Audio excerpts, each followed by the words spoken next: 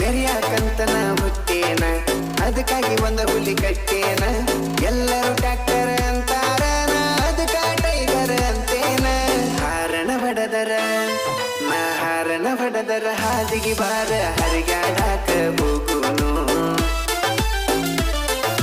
ನಿಮ್ಮ ಅಪ್ಪ ಒಪ್ಪಿಗೆ ಕೊಟ್ಟನ ಇಬ್ಬರು ಮದವಿಯಾಗುನು